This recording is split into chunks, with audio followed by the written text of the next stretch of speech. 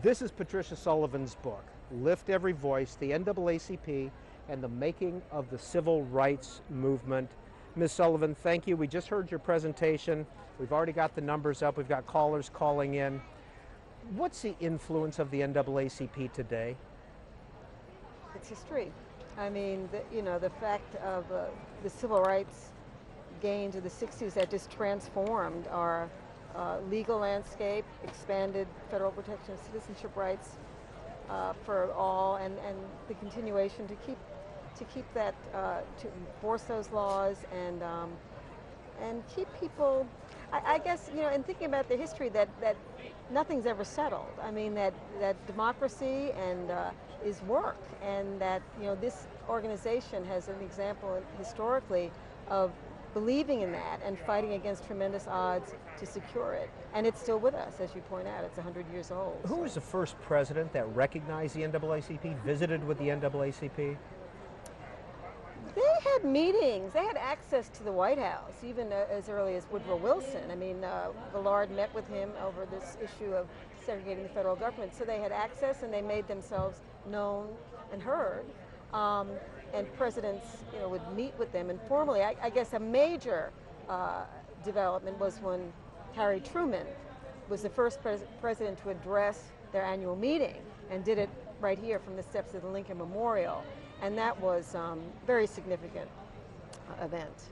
In your book, you dedicate it to the memory of John Hope Franklin and Joe Wood. Who is Joe Wood? Joe Wood was a young African-American writer and book editor. Joe asked me to consider writing a history of the NAACP, which is something I would not have probably thought up on my own. It's a huge job. And we imagined this book together. He wanted a book that would, he said to me, a book that his parents would read, not a dry institutional history, but really a history about the people who built this organization. And thanks to him, I spent 10 years working on it. And I know somebody in the history and biography tent asked you this question, but why were you writing about the NAACP? Well, the papers are there. I, as a historian of the civil rights movement, I've looked at civil rights history and American history in the 20th century, for my whole career. I knew there was a big story here, and that someone thought I could pull it off. It was a great opportunity, but I knew enough to know that it was a tremendous challenge. Well, let's take some calls from our audience. They've all heard you speak now. First call up for you comes right here from Washington, D.C. Go ahead, Washington. Hi, how are you, Ms. Sullivan? Hello. Quick question. I wanted to ask, since you, in your opinion, there was significant white American input in the founding years of the NAACP, and I wanted to know why you think there might have been a drop-off in that participation from the early years in the beginning of the 20th century to our modern time now. Like, what do you think changed in the organization whereby that input lessened? Well, in the early days, as you point out, white people were very instrumental in the founding, along with African Americans, leading figures like Oswald Villard and Mary White Ovington, and then Joel Spingarn and Arthur Spingarn, very important. And whites remained active in the national arena. I mean, their board, you always had prominent white people on the board of the NAACP, Herbert Lehman, who's governor of New York, Eleanor Roosevelt, Arthur Spingarn remained active. But what happened is when the NAACP became a mass-based organization, when they really built up a strong membership base, by the end of World War I, it was largely African American, and that's where whites failed to respond in a significant way. And again, the NAACP has been interracial, it's open to all, and that was a measure of the inability of many white Americans to see the problem of racial discrimination as an American problem that affected everybody. But you did continue to have people, at the national level, which is similar to, the founders who came together. But the leadership was African American. By the time James Weldon Johnson became director, the major national leadership was African American. I think that was important, and they were extraordinary extraordinary individuals, the lawyers and Ella Baker in the field and that. Are you teaching this semester at University of South Carolina? Yes, I am. What are you teaching? I'm teaching a graduate seminar called The Civil Rights Century, ?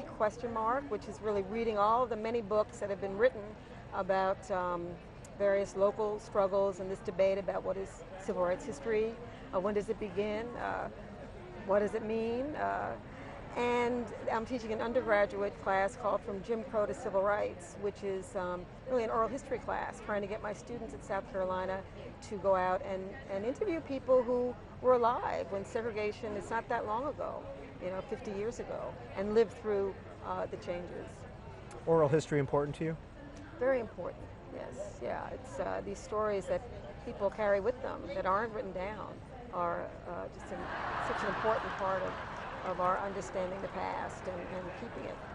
So, if you would, just briefly tell us how you got interested in the topic of civil rights, NAACP, etc. Where'd you grow up?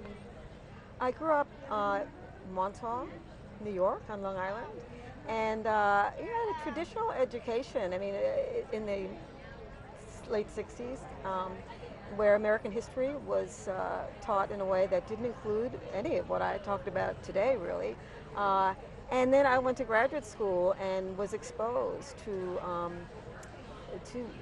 some of these activists from the 1940s, and it just opened up American history to me in a way that just was stunning and really remarkable and wonderful. And I really feel that there's a job for teachers is to bring this history into the quote-unquote mainstream, because you learn so much about America and who we are by looking at people who have stood up and faced the color line and to the racial divide that has been so much a part of our history.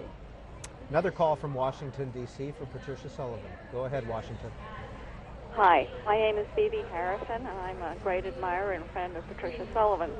And I'd like her to speak a little bit about her relationship with John Hope Franklin and how that relationship affected her telling and teaching the story of the civil rights movement and the impact that it had on the NAACP. This is a terrific book, and I know how hard she worked on it. It's a major accomplishment and should be read by everybody. Thank you very much, Phoebe. Well, John Hope Franklin, I mean, he, I read John Hope Franklin when I was a graduate student from Slavery to Freedom, so I've been learning from John Hope Franklin for all of my professional career as a student of history and a teacher. And I got to be friendly with John Hope Franklin about, I guess, maybe 10, 15 years ago, got to know him personally. And he took a deep interest in this book because he called his autobiography Mirror on America. And this book, as much as it tells about what changed, it really shows us, teaches us about the racial problems that this country has struggled with for so long. He read the manuscript as I wrote and provided me with encouragement, which meant a lot.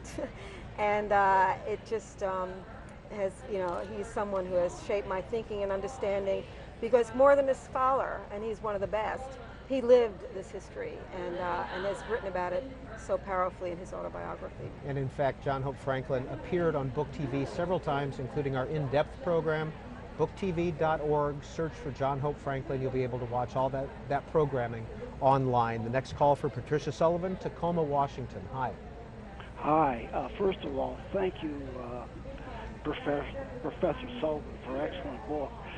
I was asked to write a history of the Ohio NAACP just recently, and I was looking at the records of a James Brace, B-R-A-C-E-S. But three things came out that I'd like you to comment on.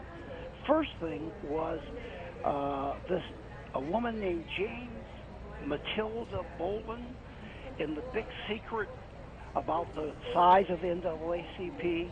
She says it's not 500,000, but 150,000. And she was on the board, and she's a Yale graduate, yes. African-American woman. And then the last one is, some say the defeat of Judge Parker, who was the nominee to the Supreme Court, is what made the NAACP. I know in Ohio, they mobilized against the senator, Ohio senator that nominated him or stood behind him. So if you can comment on any of those three areas, I appreciate it. And again, thank you, C-SPAN.